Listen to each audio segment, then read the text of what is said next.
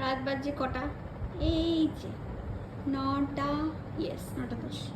এই যে এখানে আমি আমার মেহেন্দি কমপ্লিট করলাম। না না, কোনো বিয়ে বাড়ি নয়, কোনো পার্টি বাড়ি নয়, বাট শিবরাত্রি আসছে, সব ফ্রেন্ডসদের দেখে নিজেরও ইচ্ছে হলো একটু মেহেন্দি পরা যাক।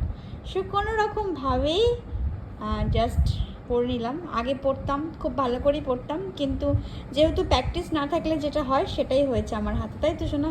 কি বলছো তুমি? একদম না, এখন প্র্যাকটিস ছাড়া তুমি ভালো করেছো।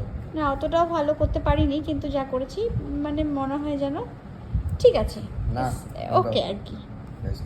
এই যে এরকম সিম্পল একটা এখানে ডিজাইন করেছি, এখানেও একটা সিম্পল ডিজাইন করেছি।